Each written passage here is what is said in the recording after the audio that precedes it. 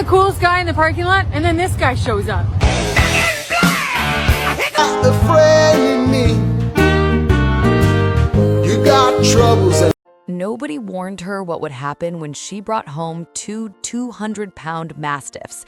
Not the shelter workers, not her best friend, not even her own instincts screaming this was insane. But standing in that doorway, watching her elderly mother get bulldozed off the couch by two drooling giants who didn't understand the concept of personal space, she realized something. This wasn't a mistake. This was fate wrapped in fur, chaos, and enough slobber to fill a bathtub.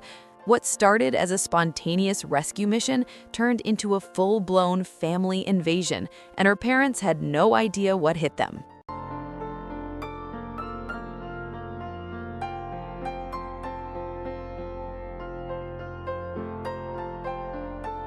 Her name was Claire Bennett, living 300 miles away from home in a cramped studio apartment. Every weekend, while her coworkers nursed hangovers, Claire drove to the local animal shelter and volunteered, feeding dogs and cleaning kennels that reeked of desperation. She also spent evenings and time off helping walk the dogs after her work shift. It wasn't glamorous, but it filled a void she didn't know existed. Her parents, Margaret and Robert Bennett, lived back in her hometown, a quiet suburban neighborhood where nothing ever changed, calling once a week to ask, "When are you coming home?" A question Claire had no answer for. Until one Friday afternoon, when two Mastiffs walked through the shelter door and changed the direction of her life permanently. The female was jet black, coat shining like polished obsidian, and the male was a swirl of caramel and honey, their massive paws thudding against the concrete floor like distant thunder, both easily 200 pounds each, making Claire's jaw drop and her heart stop. She approached the shelter worker, Dane, who sighed and explained they came from a backyard breeder who had used them only for breeding, keeping them in cages most of their lives as just baby-making machines, which twisted Claire's stomach. She knelt down, and the black female, Nyx, pressed her enormous head into Claire's lap.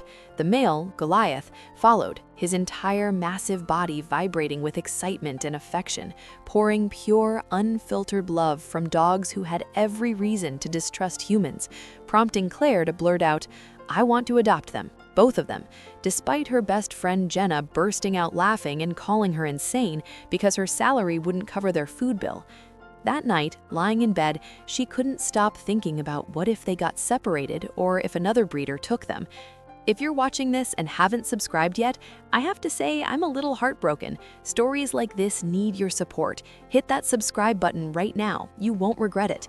2 days later, she walked back into that shelter with a credit card and zero plan beyond take them home, smiling at Dana's last check. "You sure you don't just want one?" and saying, "I'm not separating soulmates."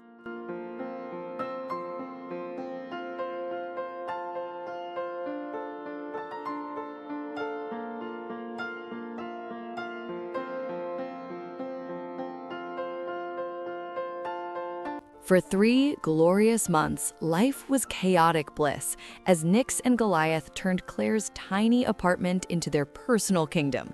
Her bed? Theirs. Her couch? Definitely theirs. Her entire food budget? Obliterated.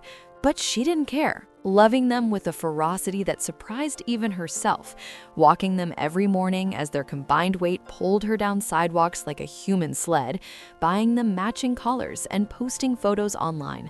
Until everything collapsed when her company called her into a conference room on a Tuesday afternoon with corporate jargon about downsizing and budget cuts that meant one thing: she was fired, offered a severance paycheck that would last maybe 2 months. Claire sat in her car afterward, hands gripping the steering wheel, with no job, no savings, and no backup plan. Just 2 enormous dogs who ate their body weight in kibble every week, leaving her one option: home. Back to her parents' house, back to the town she'd spent years trying to escape. She didn't tell them she was coming or warn them about Nyx and Goliath, simply packing everything into her own car and driving 300 miles with 2 Mastiffs drooling on her shoulder the entire way. When she pulled into her parents' driveway at 9 p.m. on a Saturday night, Margaret was watching TV and Robert was reading in his recliner. But the doorbell rang, Margaret opened the door and froze, seeing Claire flanked by two creatures that looked like they'd escaped from a medieval castle.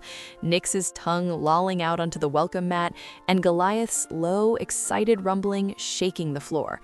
Margaret's scream could have shattered glass. "Claire, what are those?" And Robert appeared behind her, eyes widening to the size of dinner plates, asking, "Are those dogs or small horses?" Claire laughed nervously. "Mom, Dad, meet Nyx and Goliath. They're Mastiffs, and they're kind of living here now." To which Margaret immediately shouted, "Absolutely not," her voice hitting a pitch that made neighborhood dogs bark. But Claire was already walking past them, Nyx and Goliath trotting happily inside like they owned the place.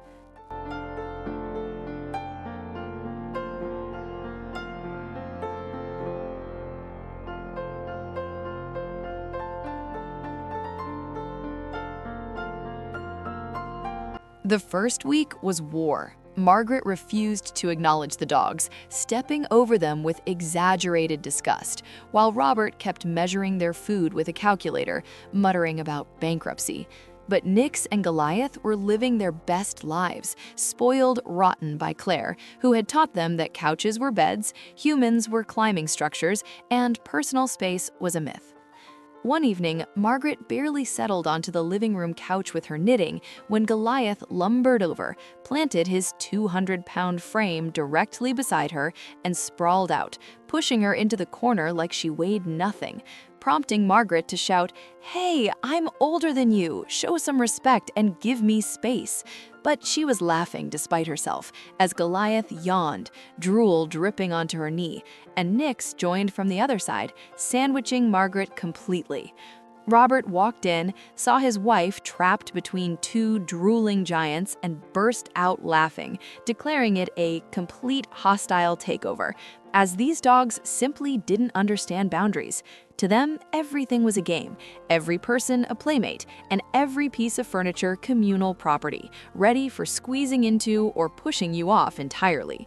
Margaret eventually stopped fighting it, sometimes sitting on the floor with Nyx's giant head resting in her lap, and Robert started sneaking them treats, meaning the house that had been silent for 20 years was now filled with barking, slobber, and two Mastiffs who firmly believed they were lapdogs. Months later, Claire sat on the porch, watching them sprawl like furry mountains, whispering, "I'm so glad I found you that day." While from inside, Margaret's voice rang out, "Goliath, get off! I was sitting there first. No respect for the elderly." But she was laughing, and they all were, realizing that these two enormous couch-stealing giants had brought this family back together.